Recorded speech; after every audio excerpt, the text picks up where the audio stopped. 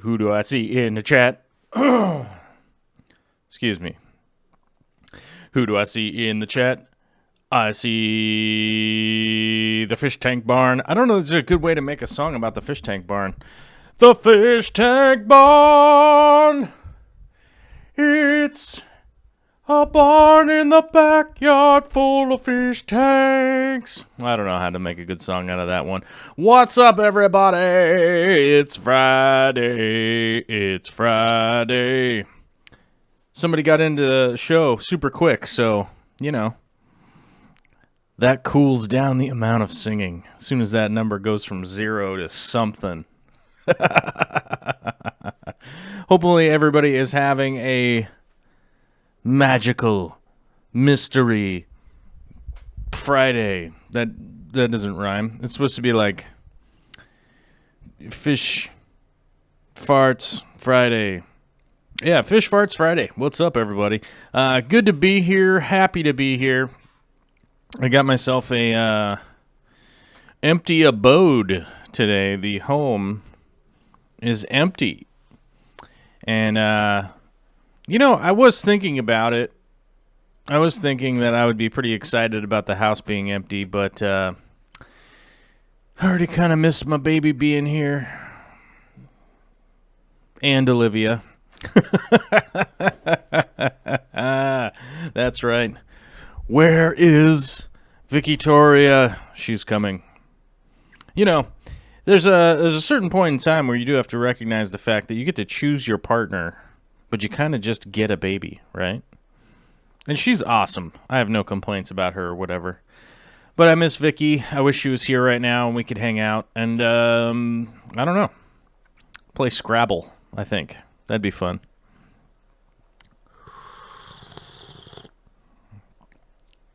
Dovi Dosette, you have a magically wonderful point in the chat there. Yes, coffee is good. Coffee is good. Hence, Friday is good. That is 100% accurate. I have to agree with that 100%. And I do have to admit today, I got to talk to you guys. I have a new obsession. I have a new obsession, you guys, especially it relates to coffee. I have a new obsession. And, you know, as you guys know, some people out there know, they've been searching through the series of pipes and tubes that is known as the internets, right? The series of tubes. And they were like, I want to try that Mr. Brown's. I want to try that Mr. Brown's, right? And they can't find the Mr. Brown's. You know, they can't find it. They're like, hey, man, I don't know where the Mr. Brown's coffee is. And I'm like, I can't find it either. It's driving me crazy.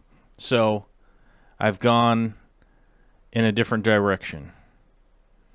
Folks, I've gone in a different direction, and that's okay. It's not a bad thing. Although some people will probably see it as a bad thing. I've just given up on coffee completely. No, I'm kidding. I recently decided to go back to trying some freeze-dried coffee. If you guys know what I'm talking about, it's like that freeze-dried crystals.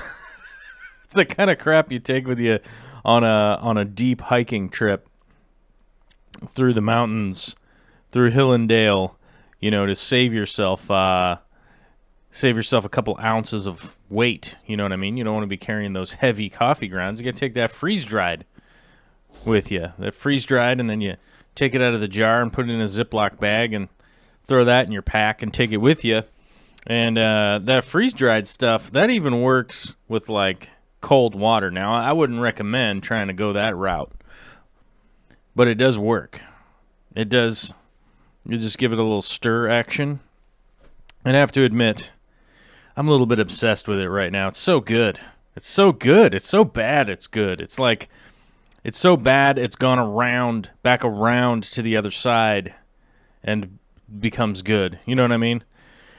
And I'm a little bit obsessed with it right now, and I think I think I might have to admit that today. I'm a little bit obsessed with the freeze-dried coffee. I don't even know what the kind I have is. I think it's Colombian. But, you know, I would probably go back to Mr. Brown's, but it just seems impossible to go that route. But I think I'll probably go this freeze-dried coffee route for a little while here while I be weird. And then I'll probably go back to the Vietnamese packets. Because they sell the instant packets, which are pretty good, you know, and I'm into that.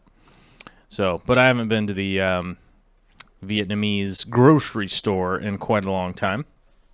We got a super chat from Alvin Alejo here. Well, thank you, brother, for the $5. And we got a New Zealand. We got 2 Kiwis, 2 Kiwi dollars. What do they call Kiwi dollars? Do they have a name for them? What do they call Kiwi dollars? Let's look this up. Kiwi dollars are called something. They got to be called something. In the context of currency trading, it is often informally called the Kiwi or Kiwi dollar, since New Swaziland is commonly associated with the indigenous bird, and the $1 coin depicts a kiwi. Introduced in 1967, the dollar is subdivided into 100 cents. Oh, man, you guys are on the metric system, too. Oh, crazy. What's it? Is it just called the dollar? It's just the New Zealand dollar? Man. Official currency and legal tender of New Zealand. Yeah, it's just called the New Zealand dollar. Maori? No, that's not right. The New Zealand dollar. Yeah. They just call it the New Zealand dollar. Terra or Terra. I don't know. There's a name for it in Maori, but I don't know how to say it. And I'm not going to try again because that was terrible when I did try. All right. Well, let's see. Let's give a quick hellos to some people in the chat. My chat is all weird today. I don't know why. I don't know. But Lexi V says my coffee comes with flavor crystals. That's right. It's the crystals. That's the important part. All right. Spadoinkle started making cold brew with Walmart donut shop grounds in my French press. That's like two ends of the spectrum of fancy and ghetto, right? But I would love to try that, but I do not give my money to the Walmart. I don't give them my money. I think I would rather... Yes. I don't even think I would rather pay more. I think I would rather pay more to just go to another store other than Walmart. I think my boycott of Walmart is standing strong so far. Let's see who else is here. Big D Smoke, Chirish is here. The Fish Tube has showed up. Joel Gillett says it's Merry Christmas. Apparently, it's Christmas in New Zealand, so I don't know if I believe that. New Zealand. There it is. Let's see. Some New Zealanders can't get enough of Christmas. They celebrate it twice a year, on the 25th of December and in July, which is midwinter. So, we have to call you on this one, Gillett. It seems like you're wrong. Seems like you're making up a super chat story to try and convince us all that it's Christmas in New Zealand. But we're not falling for it. We're not falling for it because through the power of the internet, we have researched your statement. And even though you still paid for a super chat, we're not falling for it. Busted.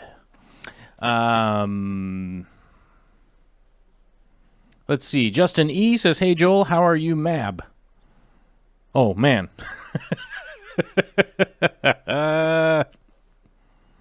Yeah. I'm doing good.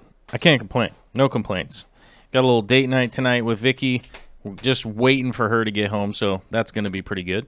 Lumpy Dog's in the house, not going to Walmart. That's good. Bentley Pascal says it's all Preston John's fault. I don't think it's Preston John's fault. Although I got to text that guy. We got to figure out a plan. I got to get down to Arizona and film his fish room. And speaking of filming people's fish rooms, got a video out from the Aqua Pros. Went down there, and I do realize that there's some people that are like, man, I wish this was way more in depth and whatnot. Yes. I agree. I agree with everybody out there. I wish it was more in depth. Yes, I will be going back down to Oregon at some point to do some more in-depth interviews with Aqua Pros. We were running and gunning that whole trip, so we really didn't have time to get like really in depth or kind of do any kind of stuff like that.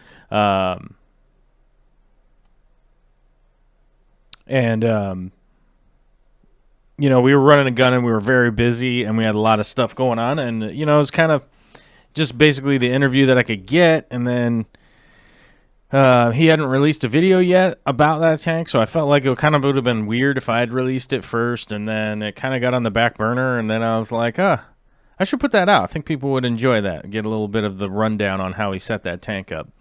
FishTube is here, so twice I became a member, and twice I got double charged and the refund canceled my membership, but you still get paid. FishTube, I don't even know, man. I don't even know what's up with that. My apologies. I was checking the memberships, I think yesterday. I was checking the memberships. It kind of fluctuates. It goes up, it goes down. We never hit that. We never hit the 3-digit mark. I feel like that was kind of the goal, to get to like 100 members. We never did. And I guess when I say we never did, we never have. We never hit the 100 members. But I hope to someday. Hopefully we'll get more and more members and stuff. But today's show is basically sponsored by the Patreon, because the Patreon seems to just be plugging along. We've got a little community going over there. We got 288 people now, something like that.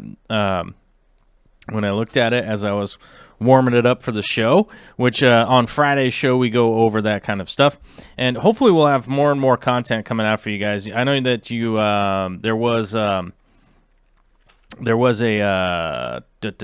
what's the word? We did have a big project in mind, and it's still on my mind, and that's the makerspace. Which a makerspace, how to explain that to people without having anything to show you. We're basically looking for a somewhat, and I say somewhat, almost a small retail space. That's kind of what I'm looking for. Something that has some front windows and a door that people could come in and out of. And something that's along the lines of only about 1,200 square feet, something like that. And, the idea of the space is I'm going to build out slips that will be able to have people come and they could film in and stuff like that. So it's essentially like a creator space, but also I want to be able to host small events there and, host people that come into town. So like a good example would be the AGA was here, I don't know, last weekend, weekend before, something like that. The AGA was here, and a bunch of, like YouTubers and stuff like that came to town, but it didn't really, what's the word I'm looking for here? We didn't really,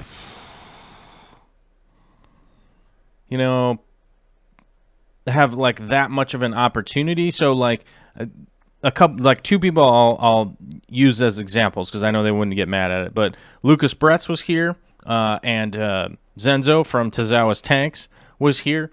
And, the time that they were here, there's just not a lot of time for them to film stuff or be filmed or, do a little tutorial or something like that. And it is brought into my mind that like when people like that come to town and stuff, if we had a space where people could come meet up, people could film stuff, where we could live stream certain things and or film certain things so that they could be released out to everybody.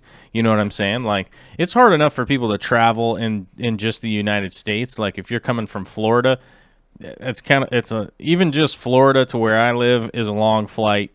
It's going to cost money. There's a whole bunch of stuff that goes into that. And there's a lot that goes into that. But it's like not even a comparison to Joel Gillett's down there in New Zealand. It's a much longer flight. He's got to go to another. He's got to go into another time zone, even. I got a lot of people mentioning in the chat that I'm so HD you could count my eyebrow hairs. Challenge accepted. If you could count my giant caterpillar eyebrows, if you could count all those hairs, good on you. It's going to be a crazy task, but I have noticed that some people have noticed that we are allowed to. I'm actually allowed to broadcast now in 4K. I'm allowed to broadcast in 4K, so I am feeding YouTube the maximum amount of data that it allows me to handle, or allows itself to handle, or be handled, or be sent, or process. So a lot of work went into that to be able to just push as much information there. I think if you look at it this way, like I send them about, if I send them 10 inches of information, it'll bottleneck down into about 2 inches. So it's like the worst plumbing you've ever seen. It's just not a great deal, but it really is. It really is one of those things that it's just been time and technology and all that kind of stuff, and a lot of that has to do with you guys. And I hope the audio is good, and I hope that the video is good enough that people don't lose their minds and karate chop their phone and throw it away, because they're like, oh Lord, But hey, we do what we can. Huge Fish Face says 996. I think you're shy. And one of the things with that is that I have been on YouTube for so long that I actually get authorized for a lot of stuff that I shouldn't necessarily be authorized for. Like, I'm not supposed to have memberships because I don't have 30,000 subscribers. I think that's the mark now. You have to have 30,000 subscribers. Basically put in a petition to be like, today I think is video 999 that's currently on this channel. So, there's plenty of material for them to look through and be like, all right, man, you've been here a long time. You're not doing anything totally crazy. You're only just slightly crazy.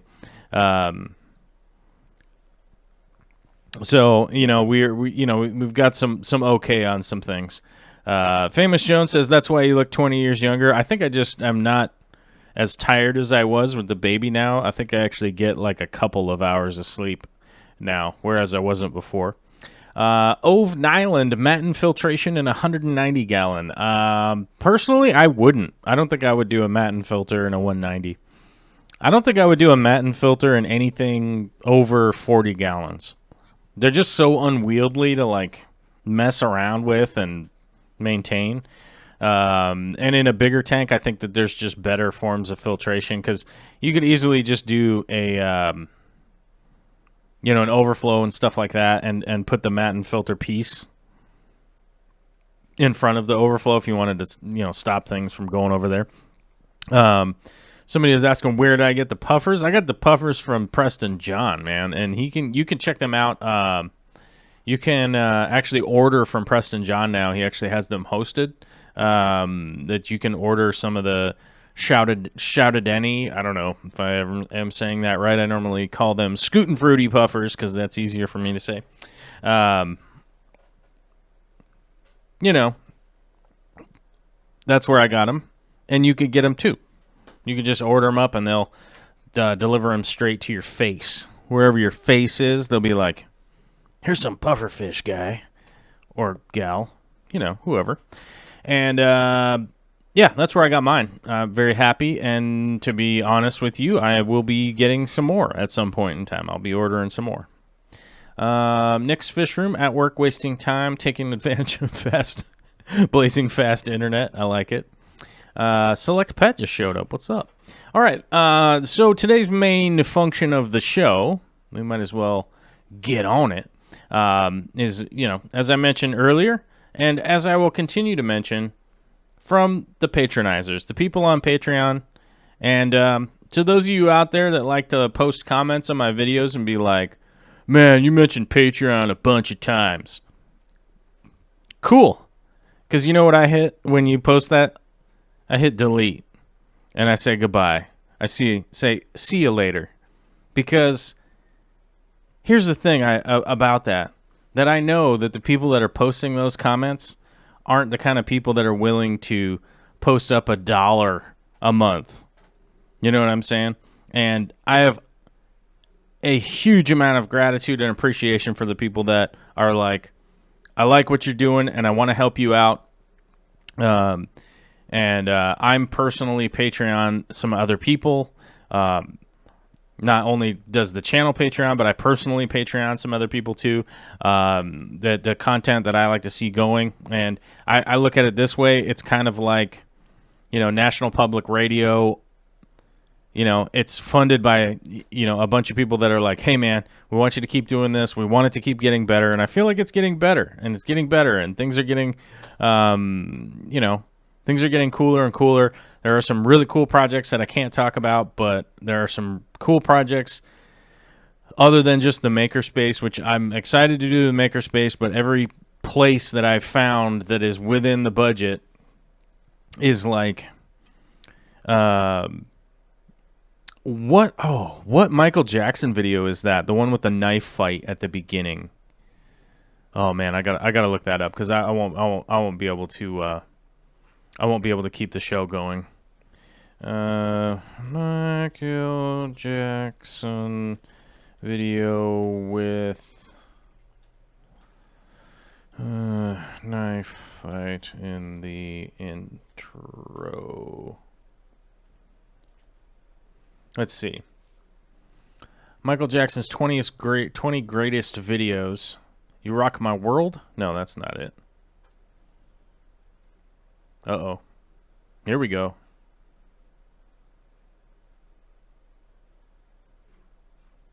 What's the one? I don't know which one has the knife fight at the beginning.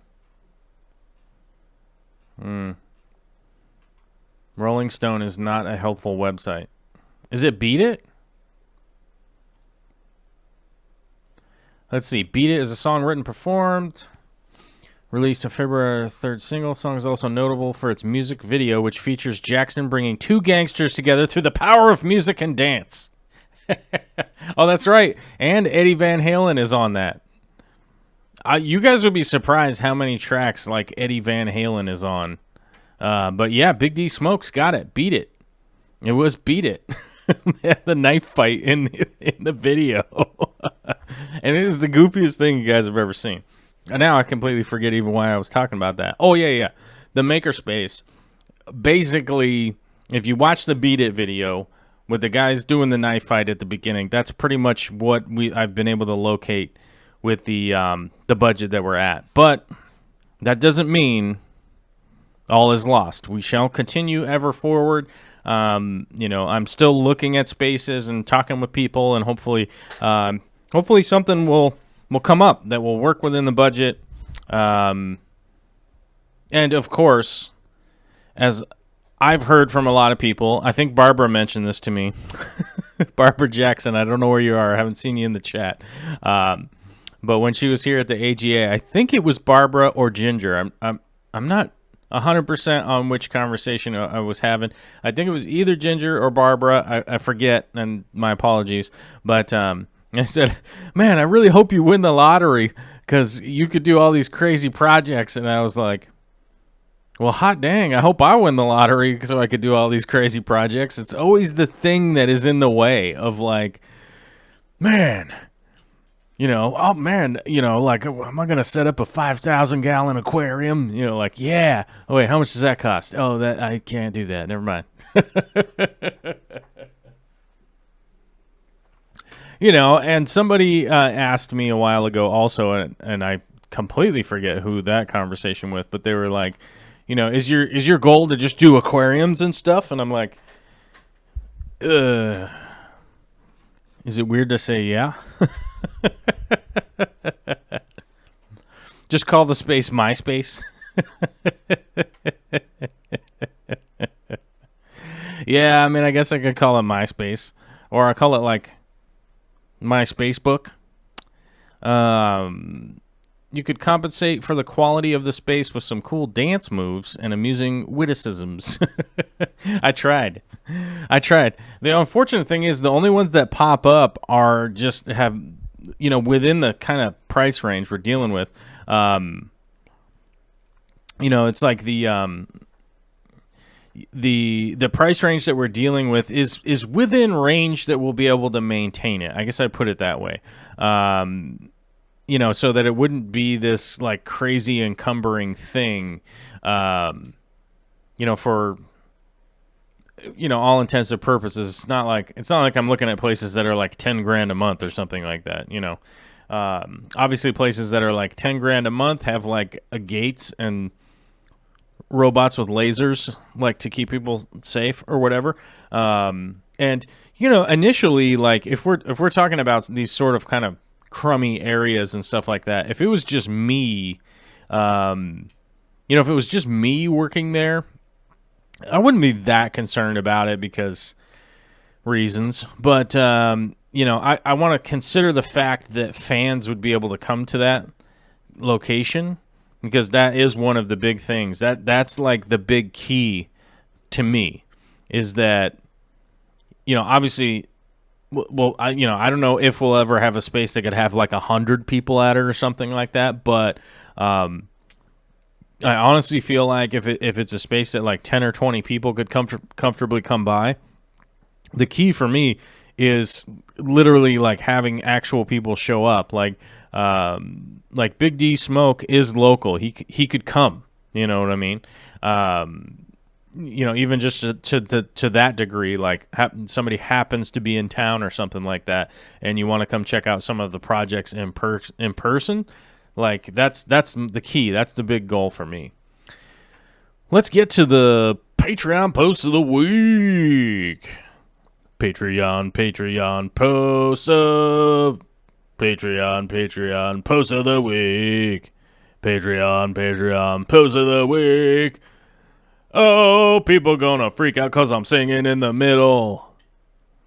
And I will remind people, yes, I sing terribly on purpose. It's the joke. Hopefully you get jokes, right?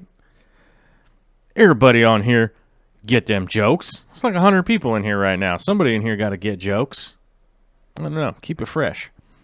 Cheshire Cat, today in my oceanography class, someone asked, "Are you the girl who asks about aquariums in lecture?" Yep, that's me. Gathering info for my hobby/studying. Nice. I like it. FishTube says, what is Washington limits? 30 per 1,000 square foot? I would have to check. It's been a long time since I had to do occupancy code. But,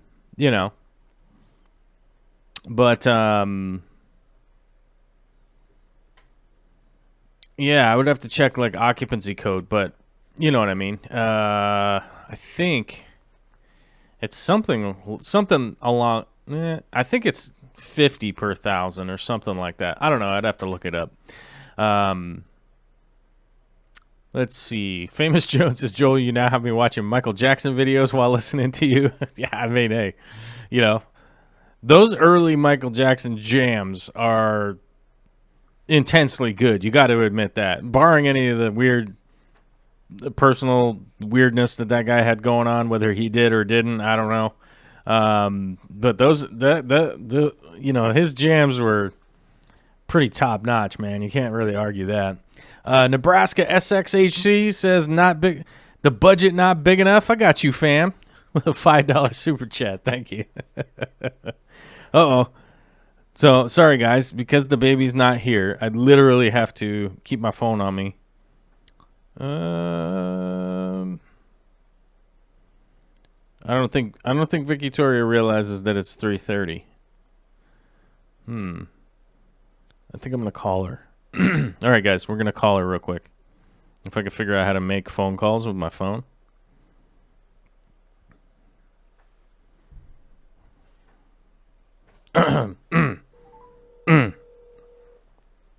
Hello, caller. Yes. Yes. Welcome to the show. Thank you for calling in. Why, thank you. Uh, How's it going? you called me and you texted me, and I can't really text you back, so I called you during the show. Oh, fabulous. Oh, How's everyone doing today? I don't know how they're doing. No one told me how they were doing. They only asked how I was doing. Oh, and how was that today? I's fine. I's very good. Well, thank you for calling, caller. Number one. Yeah, I think we should see John Wick 3 and get some food. Okay, I'll get tickets. Woo! Woo! Tell Okay. everybody I said hello, and I will be watching from my office. I think they could hear you. Oh, I will be watching from my office. Silently lurking. Silently lurking. Okay, bye now. All right, bye-bye. Welcome to my personal life, fools. Yes. Hey, you know, when Victoria calls or when she starts texting me during the show and I'm like, I can't respond, we got to make it happen, you know what I'm saying? Lexi V says, off to the movie. We'll watch the rest later. Smashing the like button on the way out. Hey, I appreciate it whenever anybody Tickle Hulk smashes the like button. We like that around here. Oh, I don't know if anybody noticed on the Patreon, I was able to change the colors on there. It's no longer red. We got green buttons now, which is great. Check this out. Boom! You get a green heart, Vince. You got the green heart, Vince. Vince, you got the green heart. Now the hearts are green. All right. Anyhow, I think I've had too much coffee today, you guys. Which is good.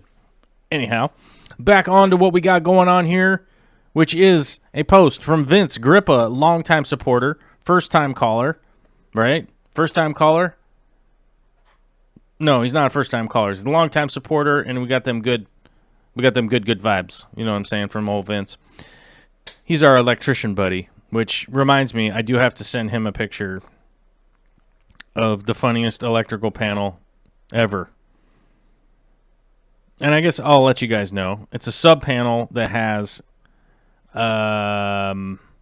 occupancy slots on it for 22 breakers, which 19 of them were filled with breakers to run one water heater. Very interesting. It was pretty funny. So I think I'll post it up on the Patreon later because I just told you guys what it was all about. It's funny. But Vince was asking, does anyone have any good brands of outdoor air pumps for small ponds? I'm setting up a 100-gallon tub this summer and need an outdoor pump to run these sponge filters. Now, I would say that a linear piston pump is probably almost always going to be it's going to be your best. It's going to be your best bet. You know, whether it's an Alita or anything else like that, a linear piston pump is generally built better. It lasts longer. It doesn't lose its pressure. Blah blah blah blah blah blah blah. Now, the trick to having one be air quote outdoor or indoor is you just essentially need to build a small box. If you're not somebody who's super handy about building a box, you can actually go buy a sprinkler valve cover box deal at like Home Depot or anything like that. It's just like a plastic shell that's sort of indestructible, and it has a plastic top on it with a little keyed opening, and then you can pop that thing open. So it's just basically what you want to do with an outdoor pump is just keep it from the elements, because the big downside with an air pump is that you're going to get a ton of condensation on it and get it to be inside and all that kind of stuff. So once you put it inside of a box, then you just want to make sure that you have a piece of foam covering wherever it's going to draw air in from. So you have that box. It has a little vent built on the side of it. You just want to, put some kind of casual, like 80 PPI or something like that, foam over it just to keep dust and stuff from getting in. But that really is, that really is it. It's not that different. People are asking for a link, so I got to switch back. Oh, how do I do this? I have to switch back to scene 1, and then I got to go over here. Where do I got to go? I got to go over here. Let me find the link real quick.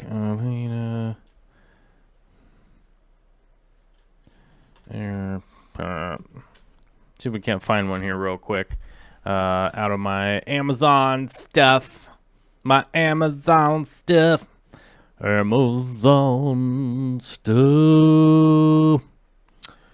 is it? The Alita air pumps get really expensive, you guys. You definitely want to take it easy on your budget. But the Alita is pretty much the leader of the pack out there, as far as air pumps go for longevity, like operating correctly, not losing head pressure. I don't know if they call it head pressure in air pumps, but essentially losing pressure along the entire line. And this one right here, this is the 80 liters per hour version, and then there's a couple other ones on here.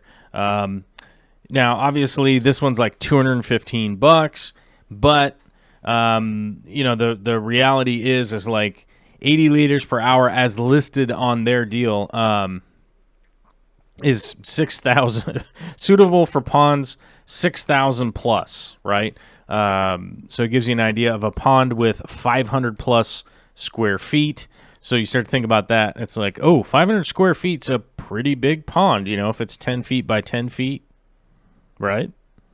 So it's going to have to be more than that to be 500 square feet, because 10 feet by 10 feet is only 100 square feet, right? So a 10 foot by 10 foot pond is pretty darn big. Suitable for ponds more than 30 inches deep. These Alita pumps, they really do have a tendency to last a long time. So if you're looking for kind of a bigger pond unit and it's somewhere that you could put out there, then here's one there's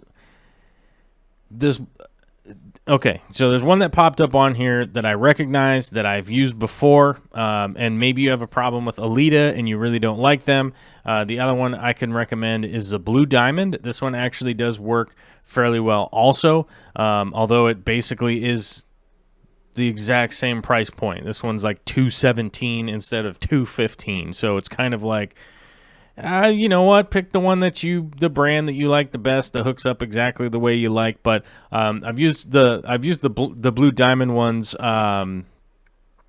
outside before also, and they worked pretty well. I didn't personally own that one, but I've used it. It worked well, and it wasn't a big problem. But if you're going straight off, what's my advice as far as the pond pumps and things go?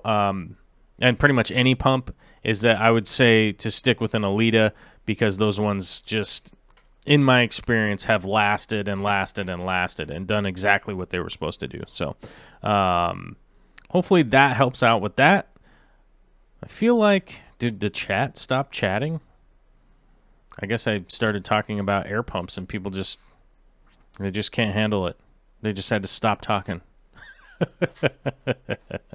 But the Alita pumps are pretty much 100% like the best way to go, in my opinion, and I will continue to go that route until something happens that possibly makes me change my mind, but I doubt seeing that happen at any point in time.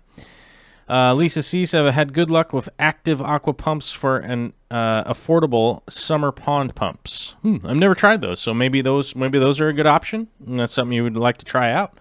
I want a green heart, but I like blue hearts better. All right, I get it. Okay, we've got a post from John Gonzalez. What's up, my man? And we got a lot of people who actually were answering on this one and stuff. And I will tell you guys that the post is plant ID. We've got a great little picture here, giving you guys an exact idea of what's going on. And we may have to grab our arrow here because, boom, that's what he's talking about right there. This plant is what he's asking about. He's asking a plant ID, the hair-like plant. I know the other two plants in the pic are Brazilian wort and Anacaris. And the other one has been growing in my tank for over a year now. Now, we have some unfortunate news here. You got bladderwort in your tank, and there's a lot of people that complain about duckweed. There are a lot of people that complain about hair algae. There's a lot of people that complain about all sorts of issues that you could have going on. Bladderwort is pretty much right on par with those. It's terrible. It's going to take you forever to deal with. A lot of the big names out there, if they get bladderwort into a tank, they just nuke the tank. Which is an unfortunate thing to say. It's an unfortunate thing that they would just nuke the tank, but this is just, it's like herpes, like if this is herpes, then I would say that like duckweed's like chlamydia because you could get rid of it. But the bladderwort is like almost impossible to get rid of. It's highly invasive. Don't flush it down the toilet. Don't just throw it outside or anything like that. Just make sure you dispose of it properly. It's hugely invasive, and it will continue to cause unsightly mess. And the next pick from John is what can show you the kind of mess that it turns into. Definitely remove it if you can, unless it's something that you really like. But I will remind you that you move stuff from the tank that has it, you're probably going to be adding it to the next tank and stuff like that. So you definitely want to be sure to clean off your hands, clean off your tools and stuff like that if you're going from tank to tank or anything like that, and keep it going eradicate this unless you're growing it on purpose. If you're growing it on purpose, then my hat's off to you. My hat's off to you, and have a good time because it's impossible to kill, really. Marcus H. on the follow-up from Wednesday's show talking about anoxic filtration. And I just got a whole bunch of emails, so now it's trying to tell me about that. As follow-up on anoxic filtration, John asked me about my filter. Answers under my last post. So I thought I could also share this picture of the bigger filter with the bigger BCB inside it. The filter has only 2 media trays, one plus pre-filter tray. The BCB is standing on its first tray and comes through the second tray. I cut a hole in it. The hole also keeps the BCB in the center of the filter. There's a baffle under the BCB that forces water to flow around and not through it, which is one of the big problems to try and maintain that. The BCB is slightly elevated off of the baffle. It's much simpler to use BCBs in a sump. If it is okay to post a picture here, here's good information about anoxic filtration. Yeah, so there's a link there. You guys can go check it out. We talked about it at length the other day. I think it's a positive thing to try some new filtrations and things, but, personally, long story short, it's not something that I can necessarily advise, especially somebody that's starting out, and to be brutally honest, like the people that I'm here doing these shows, doing the YouTube for and stuff, like the advanced people that like listening to this show, or being on here and chatting or any of that kind of stuff, awesome. You're welcome to come on in. But this show and my focus is mainly on helping beginners and intermediate people try and kind of move up their understanding and stuff like that. And I just don't think it's a great option for the people that are really kind of just starting out because of the amount of timeline, the amount of testing and stuff that goes on. And I also would be intrigued to see in the fish tank environment, if anybody's doing any kind of actual side-by-side testing and in the similar setups and all that kind of stuff. And I'd like to be doing more of those projects myself. And as I mentioned earlier, if money was unlimited, I would have hundreds and hundreds of test tanks going on all the time, but it's not. So we just have to operate where we can, and hopefully some people out there would like to be getting involved in setting up some of those setups, maybe in their fish room or something, and doing some testing.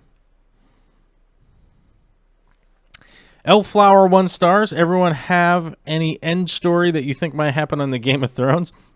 So I will tell you guys, if you haven't watched a Game of Thrones yet, there might be I might accidentally spoil something for you. I don't know. If you haven't watched it, you're like one of 5 people that hasn't seen it. It's Friday. It came out on Sunday. I don't know. Now, I'm very disappointed in this season. You guys know that I have been very disappointed in this season. It has not gone well. I blame the showrunners, Dan and Dave, I believe are their names. People call them D and D for whatever reason, because I guess that's the beginning letters of their name, and probably because Dungeons and Dragons, whatever. But I blame those guys. Just a complete mismanagement of this show. It really, in my opinion, has been a total mismanagement for this final season. It's super hurried. It's super rushed. It's this, it's that. And they've had every excuse in the book. Like, every episode has interviews with them, the showrunners, just Dan and Dave, like, explaining the show that you just watched. Like, you have to watch the after show to get what the heck they were thinking about, right? It's completely unnecessary. It makes no sense to me. The early seasons coming up to the last 2 seasons were fantastically done. The last 2 seasons were either super rushed or something. I don't know, because it took 2 years for this last 6 episodes to come out, and it's just a disaster. It's just a disaster, and in my opinion, it's like there was nothing in the way of them, like, making a good episode, making a good season, because hundreds of millions of dollars, like, they kept complaining about how much money they spent on it, right? They were like hundreds of millions of dollars. Like, the battle scene, they spent 55 days filming the battle scene so that they could literally walk around with a feather in their cap and be like, we put the longest battle scene on screen. And it's like, really? Because the episode leading up to the battle scene looked like it was in one take. There's just like Starbucks coffee cups on set. Like, there was like no story unfolding. Like, the only part that was kind of interesting was Brienne got knighted by Jaime, who then like slept with her and bounced out like the next day, basically. Or like or maybe like hung out for a week or something, and then was like, nah, never mind, I'm gonna go ride off on my horse. It's just bizarre. I mean, it's weird to me, because they're like, oh, well, all the actors and everybody are booked on all this other stuff, and it's going to cost all this money.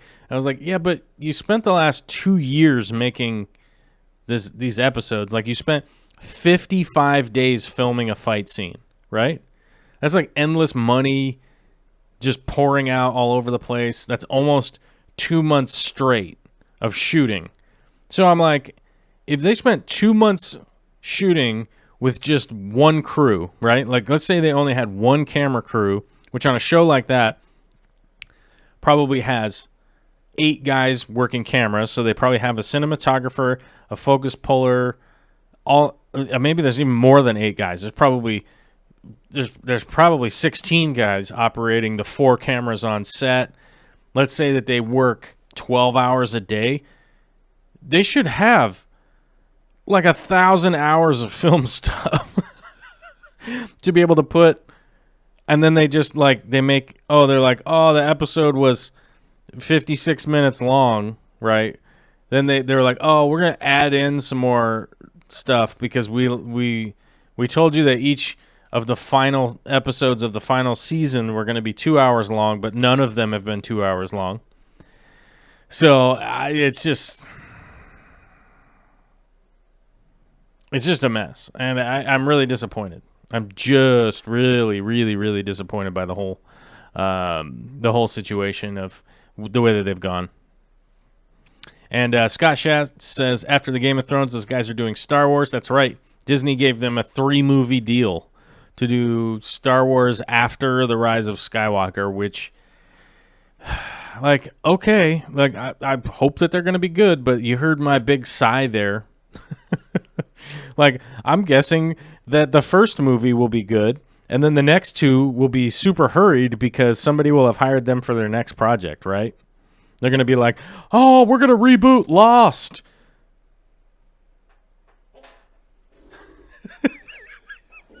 And then, like, I wonder if each Star Wars movie is going to have, like, a movie after the movie where they explain it to you. Oh, well, you know, at this part, Luke Skywalker was like super depressed because like his dad was dead, and you know he was like feeling a lot of depression rage, and so that's why he, you know, stole the Millennium Falcon and did the Kessel Run in 12 parsecs. So I don't know, it's very weird, you know. Caitlin M says, I've never seen Game of Thrones. I highly recommend it, man. It's a fantastic show. You should definitely check it out. And just this last season, you know, because this last season is a big disappointment because of, A, the hoopla that they put into it. Because when season 7 came out, they were like, don't worry, all of your concerns and everything will be wrapped up in the final season. And it's just a mess. L Flower 1 says, thought it might be tab water since our state was having serious problems with our city water. What happened there? Ammonia before. Ooh, we got an issue here with the water. I'm going to scroll back up. Everyone have But, oh, so, sorry, let me get back to the initial question was, do I have an ending? Yes, here's my prediction. My prediction is, here's my prediction. Jon Snow freaks out and kills the Khaleesi because she killed all the people. Or tries to. One way or another, the Dragon Queen dies from Jon Snow. But my prediction is this. My prediction is the White Walkers aren't dead necessarily because the magic isn't dead. And Jon Snow has Bran turn him into the new Night King. That's my prediction. My prediction is all wrapped up in Jon Snow's gonna kill the Dragon Queen. Then he's gonna have Bran turn him into the new Night King because he's just such a mess, right? Anyhow, Daniel R. sent this in. Says, hey guys, sorry for the bad picture. I thought I would ask your thoughts on my new layout. My last tank out had massive algae issues, which I couldn't control, so I decided to start over, which, understandable. Like, I've been down that road, that's for sure. Hopefully we'll look better once the plants convert / fill in, but would like any suggestions on ideas for improvements.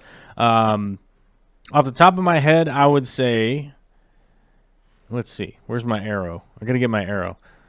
This is correct, this is correct, this is correct. I would pile up these rocks off to one side, move the Bucephalandra to a better area that's not so illuminated. You don't want that much light on it. And I would actually pack the Crypt Lutea in right over here. I'll just kind of move things around, get the feel of it. I would take each one of these logs and kind of put them coming from out of the rock pile, allow some stuff to give it some cover to the Bucephalandra so it can not be growing a ton of like blackbeard algae and stuff like that. So that's my recommendation. But also, you know, stay patient and let that stuff grow in. The water sprite's going to go bananas, and the Ludwigia is too, and I don't know what that is right there. I can't tell what that plant is from the picture, but yeah, it's a great start, and I think you'll be fine. But just stay patient with it and let stuff grow and convert and do all that stuff. And speaking of converting, I got some, can't remember what the plant is off the top of my head. It seemed to be having a brain fart right now, but got some immerse grown plants from Bentley, and I'm happy to say submerged conversion is coming along quite well. So hopefully I'll be replanting some submerged converted of it fairly soon. And of course, for you YouTubers out there, I'll be making a video so you guys can check that out.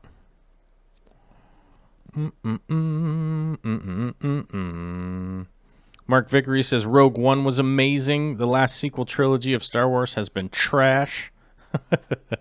I like the new trilogy. I think it's all right. There's a bunch of parts in it that are like, what? That don't make no sense. But I definitely have been enjoying it. The new Star Trek, though,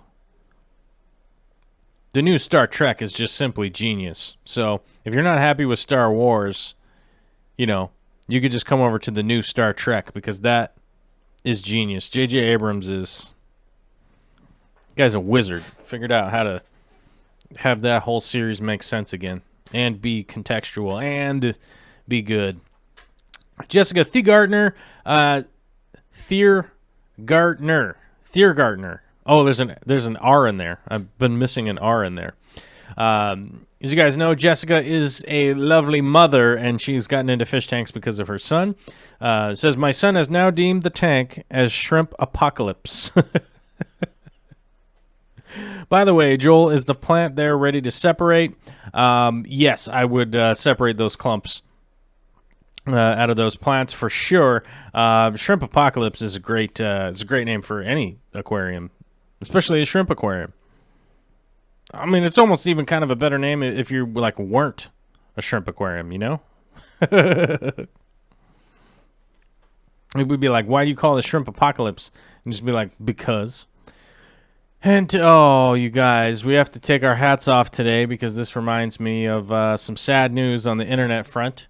You guys are all familiar with the internet. You probably know about Grumpy Cat. Well, I have to tell you, this is Elliot, the Grumpy Beta, will have to be taking the place of the Grumpy Cat from here on out because Grumpy Cat apparently passed away today at the ripe old age of 7, which I was surprised. I was very surprised to find out that cat was only 7 and passed away because I feel like the Grumpy Cat memes were like longer than 7 years ago, but maybe I'm wrong. I don't know. But they said in the news story that Grumpy Cat passed away, which is awful. Justin E. sent this one in. Hey, everyone, just joined, and I'm pretty excited to be a part of the community. And also, my pal Elliot says, what's up? So, luckily, we'll you know, for the rest of the internet out there, it's a very sad day. For us, it's a mildly sad day, but we will get Grumpy Elliot to be able to bring a little joy to our lives over here, and we'll be happy with that. Whoa, we got a crazy $10 super chat from Matthew Fout. Well, thank you very much, Matthew. Thank you. There's not really a question on it or anything, so we shall move on with Justin's posts here, which we get a chance to look at the whole tank of Grumpy Elliot's tank.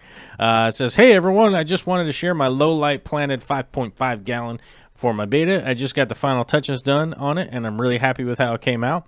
I appreciate that, Justin. I really like what you got going on here. This is actually just a nice little tank for a beta, and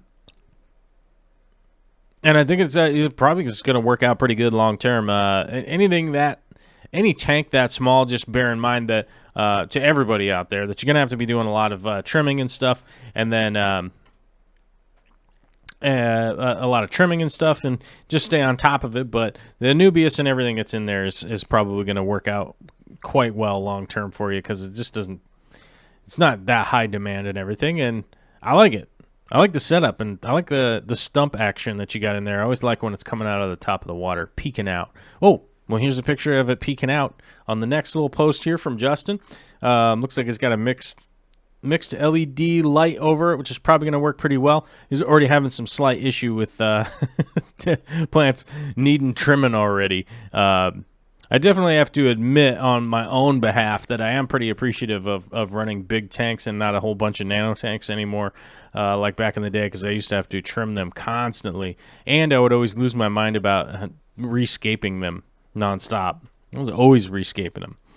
Vince Grippa from earlier, and from the Scootin' Fruity Puffers that we were talking about earlier, Vince ordered himself up some Scootin' Fruity Puffers, and I'm pretty sure he got them from Preston, if I do recall. Hopefully I'm not letting him know or giving the wrong information or anything like that. I think he got them from Preston, but got himself some Scootin' Fruity Puffers, which I'm 100% enthusiastic to see other people getting some Scootin' Fruities, and they're just great little fish. Like they're just really awesome. I would say almost even more personality than the betas I had. Mark Vickery's wondering, hey, so actual question, why don't you and Corby do real fish talk anymore? Well, I mean, the real answer for that, like Corey's answered it, I've answered it, and so I don't want to sound short. I've just answered it a bunch of times. The reality is, like, we tried to do that show. We did 50 episodes to see what was going on and to see if it was something that we should keep doing.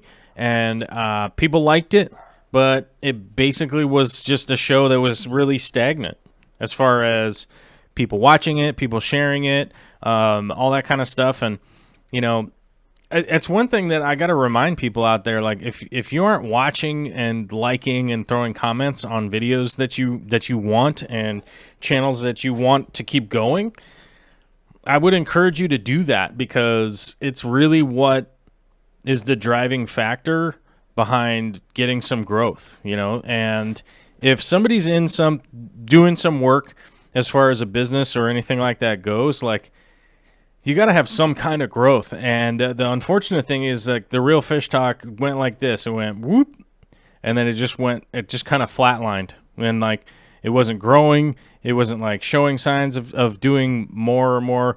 And, you know, it was definitely taking up a lot of work time and everything to do it. So not only was it me, you know, I spent hours and hours driving up there, hours and hours being there, hours and hours driving back. It would take a ton of time out of Corey's day, which, you know, he has a business to run. You know, I also need to make money for my family and that kind of stuff. And he was also paying Jimmy, so it was like three of us, you know, compounded the fact that we were really trying to do it. And you know, when you add up like that much energy and time and money and stuff that's going into something, you know, you have to make a decision at some point. And we got to episode 50, and it was like, well, you know, we've been doing it long enough that we can actually look at the analytics and stuff, and it's like, we're not really getting that many comments, we're not showing any growth, we're not getting more views or any of that kind of stuff. Deborah Sanders says there's 88 watching, but only 13 likes. Well, I got 96 watching on my end, and I don't even know how many likes, but, you know, it gives you guys, like, an explanation of, like, some of the business side and stuff that, like, you know, I'm here and I'm still going to keep doing the show, and, you know, not to beat a dead horse or anything like that, but I'm here because of the Patreon people like Vince, like 54 Punchy, like Kiwi Mamo, like Ginger, like Chad, like Big D Smoke, like Justin, you know, just to name a few of them. But, like, you know, that's why, because it's like, oh man, if I only have 100 people here, I feel like I'm being successful, like, doing the show. Like, I have 100 people here watching, and let's be, like, just so you guys know, like, full disclosure, right? Some people, like, there hasn't been, like, a ton of super chats today, but I think there was, like, a couple of $5 ones, a $2 one, a $10 one, something like that. You know, the reality is, like, let's say that this video makes $30, right? Just off of like super chats and stuff like that. If, let's see, a video would need to be like making a lot of money per views, right? But you probably need to have a video that, like, let's just say conservatively, you'd have to have a video that has like 10,000 views to get $30 of people just watching commercials and stuff like that. And, you know, to be really honest with you guys, like, if we look at yesterday's video, hold on, let me pull up the analytics from yesterday, which some of the analytics are actually, there's like 3 days of analytics missing right now. Let me reload this. Reload. Oh, still 3 days missing. But let's pull up the AquaPros tank video from yesterday, right? So that has 1,300 views. People are watching 55% of it. So it's an 8-minute long video, and they're watching 4 minutes and 29 seconds of it. So halfway through the video, most people are just like, never mind, right? So 1,300 views. And so to give you an idea of like what it took to like make that movie, or make that video movie, it's not a movie. So I had to drive down to Oregon. It took me, you know, I had to stay overnight so I could drive back. I did a presentation at a fish club that I did for free, which is fine. I had to buy gas, I had to stay down there, had to buy food, blah, blah, blah, blah, blah, whatever.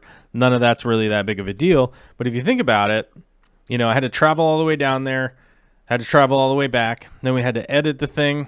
All the equipment obviously costs money, which we don't really need to talk about that. But even if you just think like it took me 2 days to go down there to get the video and then to come back and a day to edit the video and get it ready to go, to, you know, clean the audio, clean the transitions, make a thumbnail, do all the annotations, all that kind of crazy stuff that needs to go in.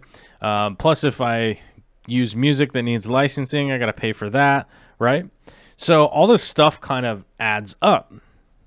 And, you know, the reality is, like, I'm going to keep going and doing what I'm doing on this channel because of Patreon, because of members, because of Super Chats, because of that kind of stuff. Because I'm like, you know, it's worth it for me to, like, keep doing it.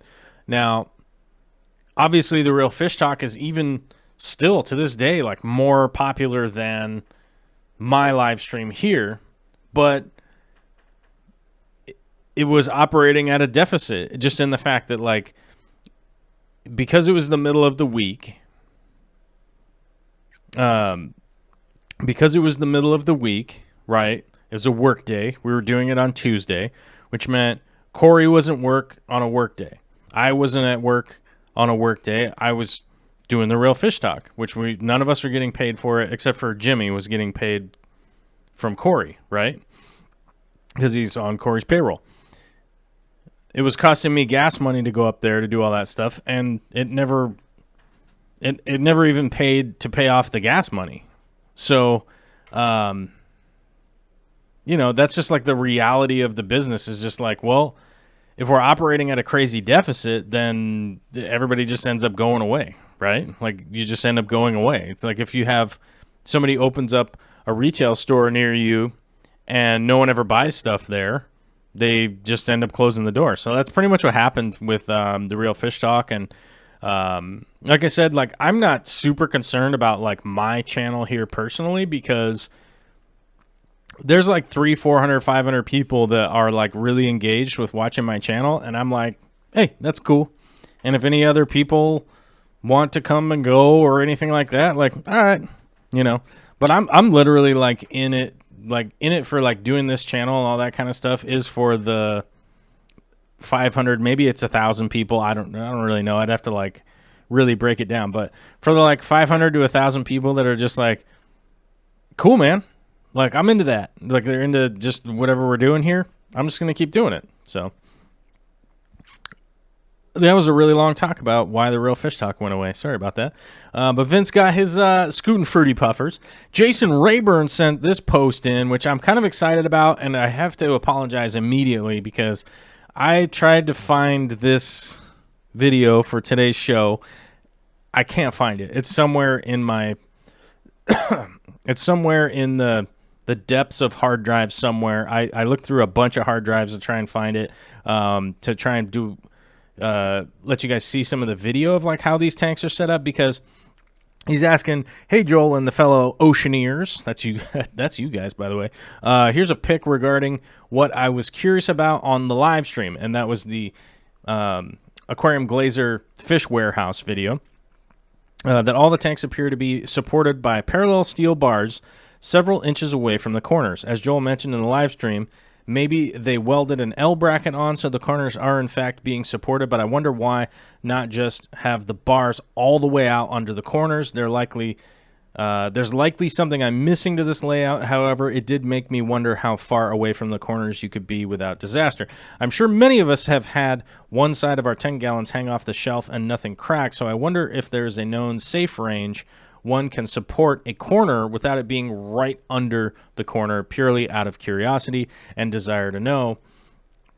Granted, I've only done a few quick Google searches when I think of it, but I will continue to search online and maybe crunch the numbers to see if I can figure out on my own.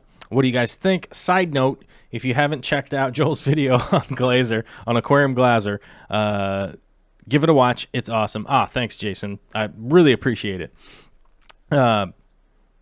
Oops. Make the green heart on there. There we go.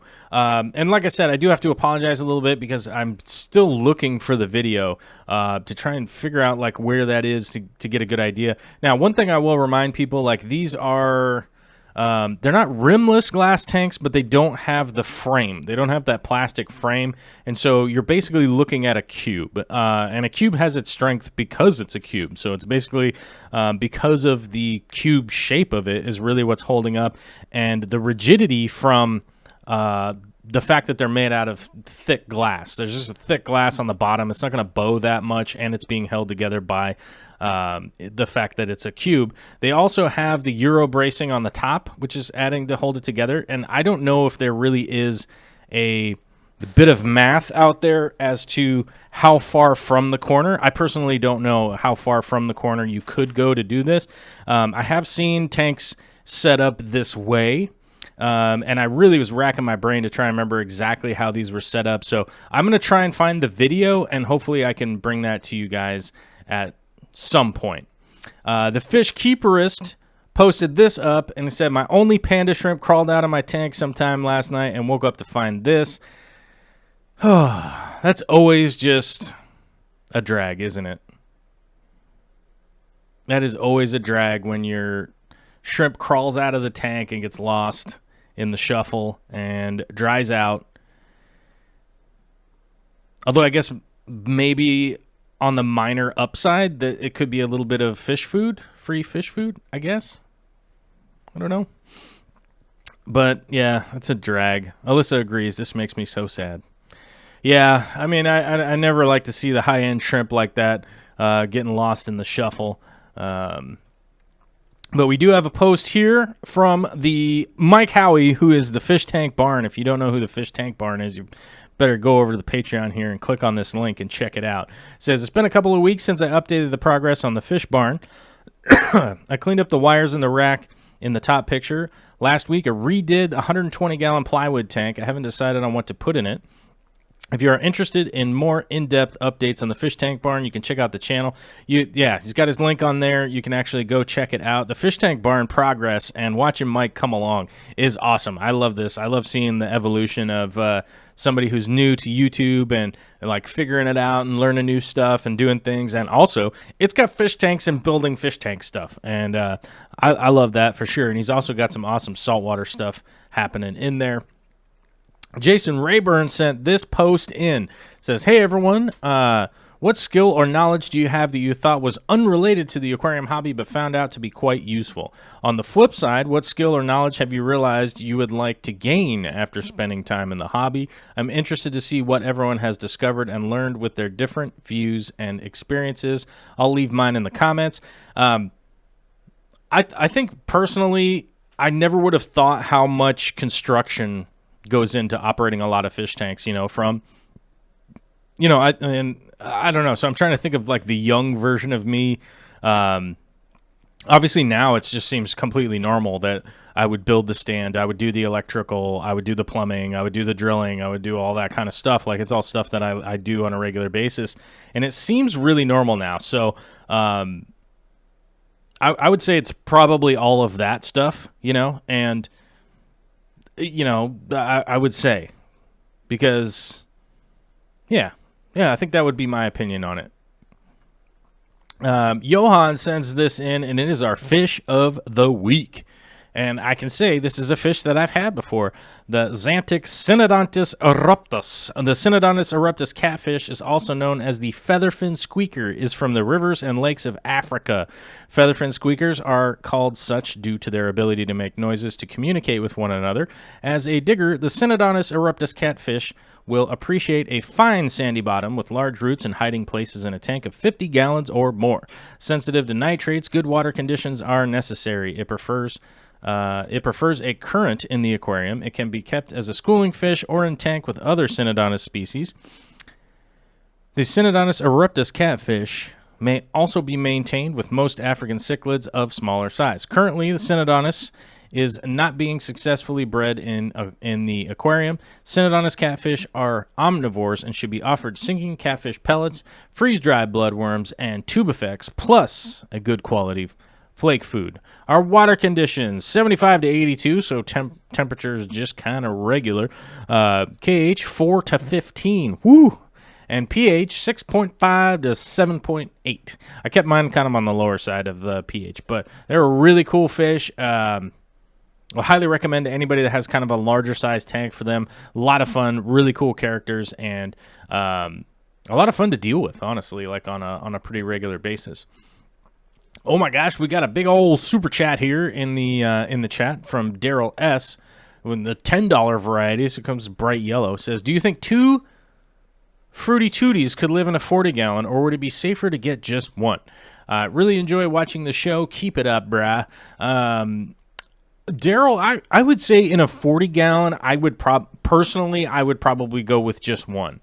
It's going to be pretty difficult to feed them all and keep it clean and do all the water changes and all that kind of stuff. And there's not like a huge advantage to having more than one in a 40-gallon unless your plan is to really breed them. And then I think you want 1 male to 2 females anyhow. So then you're like, whoa, I'm going to try to put 3 in a 40. You know what I'm saying? So I think personally, if the only tank setup I had that was nice and mature and would work well for the Shoutedeni, Scootedeni, the Scoot and Fruity Puffers, I would probably just go with one. And I will say this, like they don't have, they have a good personality for just being an individual fish in the tank. They don't seem to mind. Deborah's wondering, is that a dead frog? I will tell you, it is a weird angle for the frog, but the frog is fine, so I wouldn't worry about it. But Daryl, I would 100% say, for me personally, I would go with one in a 40-gallon if you had that setup for it. And they don't have any of they don't have that real problem of just being by themselves. They seem pretty content with it. It doesn't seem to drive them nuts or anything like that. Patience to let everything settle in instead of hoping immediately to have these lush scapes like George Farmer. Well, I got to move my chat here because it's not showing up on that screen for some reason. Who is that from? Johnny Zelaya. There we go. Yeah, you always have to have patience. That is a really good point, and that's something that you will definitely learn as you keep going with the Planet Aquarium hobby and stuff like that. All right, guys, I got 425. I got to roll. I want to say a big thank you to everybody for coming out today. Just